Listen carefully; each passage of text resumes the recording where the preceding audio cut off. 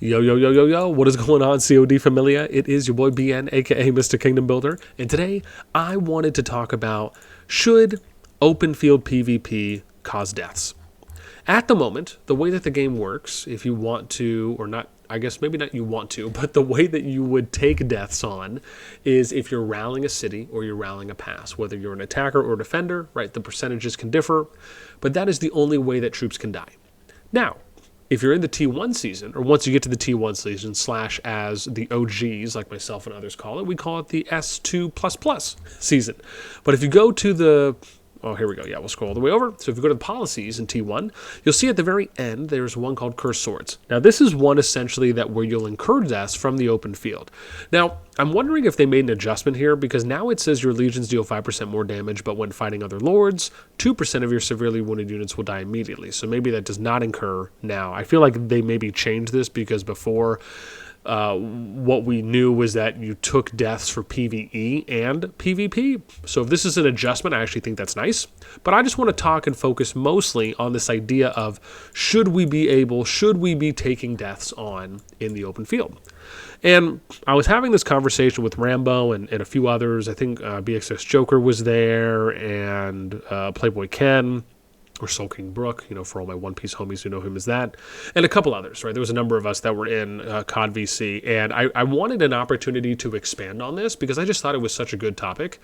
And my view on this is I personally like where the game is right now. When you think about the fact that you do not take a horrendous amount of deaths, or let's just say a lot more deaths if you compare something like Rise of Kingdoms versus Call of Dragons, you could almost argue they're kind of on different spheres with that. And because you have the free healing, this is obviously a very attractive feature for a number. Of course, as I've stated, I wish they reverted it all the way back to what it was before they did the nerf.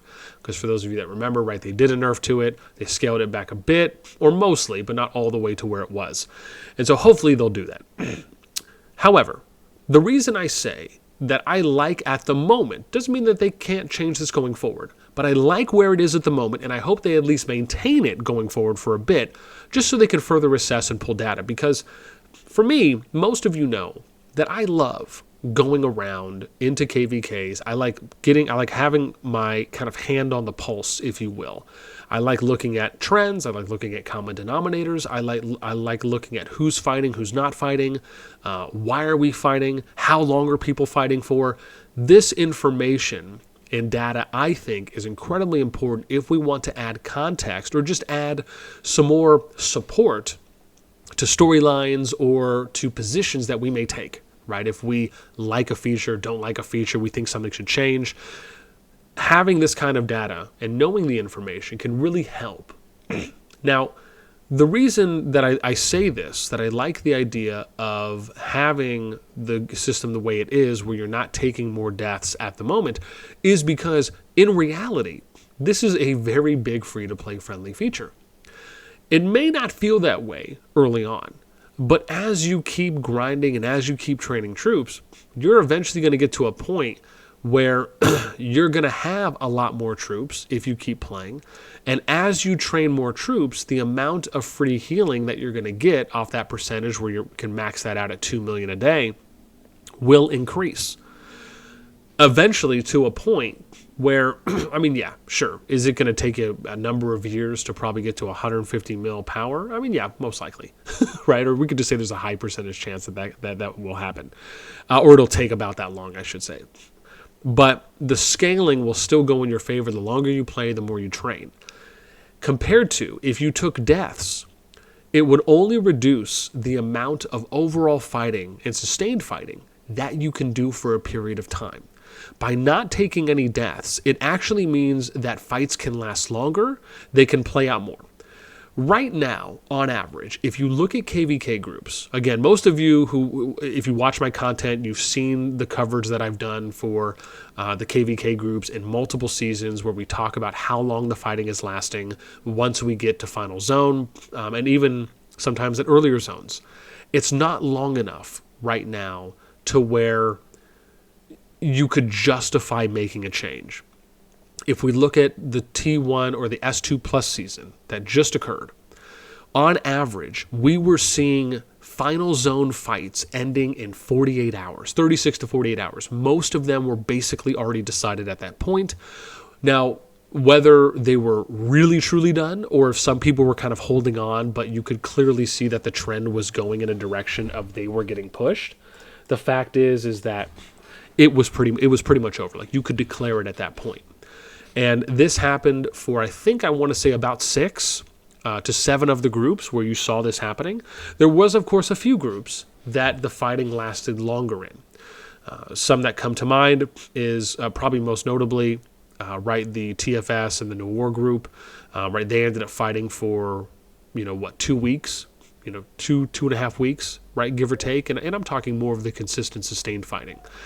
We saw that with the EIS, the Tribe, the VVV. I can't remember if LSK was there too as well. I'm forgetting some. I have to look at my sheet. But that was another one, like the GGTA group, even though, that obviously could have been better as far as, if it was more of kind of a West versus East, right? Because you did have some people from, the TM side that were on that Western half, right? So GG was kind of getting hit from the back. I'm sure if that didn't happen, right, we maybe could have seen more sustained, longer fighting. So you had 2 to 3 groups that you really saw this happening in. But the fact is that if we're really talking about how long do we want to fight for, I mean, let's be real, 48 hours just isn't doing it. And it doesn't mean that that's the game's fault. It doesn't mean that it's anyone's fault in particular. It's just the fact that you need the game to develop more, meaning you need more players to keep playing and to keep training and to keep building troops while being able to complement that development through having no deaths, through the free healing system. I would even argue increasing the free healing system a little bit. But again, I think it's okay where it's at now. It's just, like I mentioned before, I'd like for it to be reverted back to the percentage and the numbers that it was at, and then we can look at it. What I would really like for us to see is to get to a point where we can, at minimum, have a week to 2 weeks of sustained fighting. I think that's a nice sweet spot where you can get that consistently in every KVK. Now, of course, if KVKs last longer than that, lovely. But the whole point of the free healing is that you can get back into the fight faster, right? Even though you can still take the punishment of not being able to fight out there as long. You might have to wait at certain points, right, once all your troops are in your hospital. So again, it's a nice, regardless of how you feel about it, it is a nice give and take system, right? There are clear advantages and disadvantages that are created when you have full troops and then when you have everything in the hospital, right? You can't just immediately go back into the fight, right? Unless you obviously want to, spend money or resources to just train a bunch and get back in. But eventually at some point you're going to have some downtime. And that's where you see opportunities for alliances that are pushing versus not. And then it's a matter of how are you min-maxing your battles, right? Are you really trying to get good return and good fights? Are you really looking for good fights? And that's really where more of the tactics and the strategy come in. So this is why I say a lot of these things are kind of connected, and there are a lot of complementing factors that go into how the current system operates. And that's why I do like for the state it's in now. I don't think that it's in the best state it could be, but I don't think it's a bad state. And so from that, that's why I really believe, and I hope that they don't end up adding in I don't hope like this cursed sword thing is a segue, and then they're just going to eventually work it and say, oh, well, all of a sudden now you guys are going to take deaths, because I just think that would be the wrong move to do. The way it is right now is great, and you just need to let the game play out for another year or two, and if not, hopefully sooner, but I would say in a year or two, you're really going to start seeing a lot more free-to-play players getting to more power, having more troops trained, and we're going to, over time, see longer sustained battles. Now, of course, if you want to get there faster, you would just make it so people can train troops or find troops or get rewards of troops faster through events, or you can train them faster, right, through having lower overall training times. There's other things that you can do in that regard. But really, for, I think, where the game is now, I do think that it is in this kind of semi-good state, right? Not to say it's in limbo. I just think that we're kind of leaning a little bit more on this 50-50 fence of being in a good position.